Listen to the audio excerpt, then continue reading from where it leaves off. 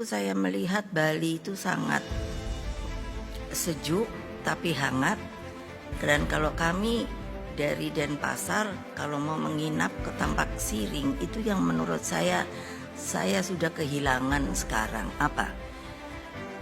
Melihat sawah menguning, lalu sayup-sayup itu saya dengar, kalau ndak suara suling itu adalah membaca weda-weda. Jadi bisa sampai berada suara itu di jalan. Coba saudara-saudara sekalian, coba saja jalan-jalan, kan tidak akan terdengar hal-hal seperti itu. Lalu belum lagi saya melihat kalau mengeringkan padi itu di jalan-jalan. Sampai saya sering bertanya pada bapak saya, itu apa ndak dicuri orang ya? Bapak saya hanya mengatakan orang Bali itu hidupnya lurus, nggak mungkin dicuri. Nah, kalau nggak tersentuh dalam hal ini sebagai bagian dari masyarakat akademisi, aneh menurut saya. Makanya hal itu saya lontarkan ke Pak Koster. Apalagi setelah saya melihat di viral kemarin itu betapa saya jelek-jelek, saya ini seperapat Bali. Nah jadi maksud saya bilang sama Koster, kamu tuh jangan enak-enakan ya. Kalau saya ngomong tuh suka begitu sama anak gua saya. Jangan enak-enakan ya. Mentang-mentang kamu tuh udah jadi orang Bali gitu. Mau kamu apakan Bali? Bingung tau kalau udah gitu pada diem. Coba saya saja lihat di viral ketika nyepi, itu orang asing seenaknya sendiri, dipikirnya mereka siapa? Saya kan lihat pecalang, wah pecalang tuh saya anggap polisi adat. Wah kan bilang dari halus sampai ya ikut marah-marah. Saya bilang sombong sekali ya orang asing ini.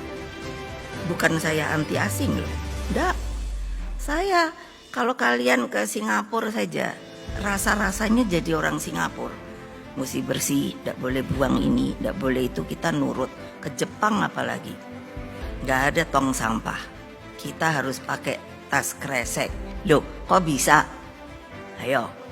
Makanya itu yang saya bilang, nggak bisa Koster. Kamu selagi menjadi gubernur, kamu mesti menjabarkan ide ini. Ide apa Bu? 100 tahun Bali ke depan itu mau diapakan? Kan banyak orang pintar, suruh ngomong. Nanti saya bantu melalui BRIN apa yang diperlukan, ini Pak Handoko ketuanya. Sehingga apa? Saya tidak bisa nerima. Lalu kalian orang Bali pun apa kayaknya sudah nerima ya? Kalau saya aja yang seperapat saja tidak nerima perlakuan orang asing seperti itu. Tidak ada tata cara, tidak ada kehormatan. Loh kita disuruh orang asing loh. 2/3 dunia sudah saya jajaki. Sama saja. Ternyata kalau ada orang asing datang ke negara mereka, itu mentanya orang asing ini juga tahu tata krama negara mereka. Bukan kebalikan. Nah itu yang kedua. Di Hawaii itu saya dulu sering ke Hawaii. Saya khawatir Bali ini bisa menjadi Hawaii. Zaman Hawaii dulu yang tahun 80-an saya datang, itu kurang lebih mirip dengan Bali. Kalau di sini di Bali zaman itu saya tidak tahu sekarang masih banyak apa tidak, Sekegong itu tempat tadi di mana anak-anak dilatih untuk menari, untuk bisa bermain gamelan. Saya tahu. Nah, apa itu akan hilang? Malah nanti gamelan Bali dibawa. Sudah ada loh ke Amerika. Karena orang asing, orang sana mau main gamelan ini. Terus anak-anak kita tidak mau main gamelan ini. Saya protes. Sebagai bagian orang Bali, hanya seperapat loh. Kalian orang Bali utuh loh. Iya, makanya utuh 100%. Lah terus mau jadi apa? Nah saya juga marah sama beliau. Sudah berhenti itu bikin hotel-hotel. Maaf sama yang punya hotel ini.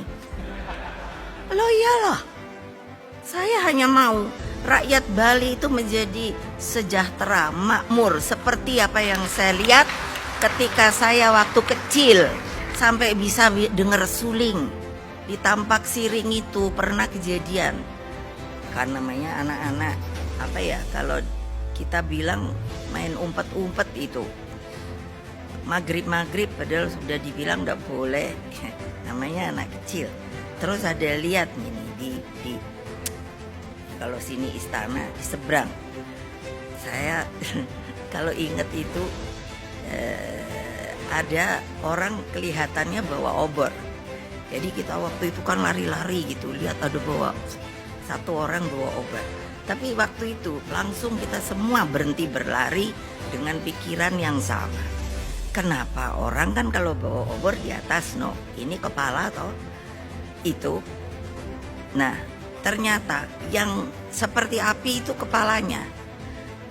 Jadi kan langsung kita lari kan ke dalam. Jadi orang pembantu itu melihat kita lari-lari, kan tanya ada apa. Itu kenapa ada orang kebakar kepalanya? Saya baru dengar itu namanya leak loh. Nah, jangan ketawa, itu masih ada.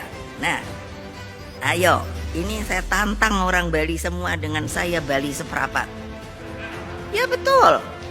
Terus kalian mau enak-enak saja, ya saya enggak nerima dong. Masa yang namanya dibegitukan orang Bali, orang asing, kita mau terima hanya karena mau menjadikan Bali sebuah daerah pariwisata. Saya bilang pada Presiden, Bapak jangan macam-macam loh sama Bali. Saya seprapat Bali loh. Lo betul. Ketika mau dibuat yang namanya bandara lagi di Buleleng, saya ngomong sama beliau, "Ndak, ini warga negara Bali," saya bilang. Ya, kalau Bapak mau bikin, saya akan protes. Nomor 1, why? Karena itu hanya kehidupannya bagi kalangan menengah ke atas, tidak bagi masyarakat Bali.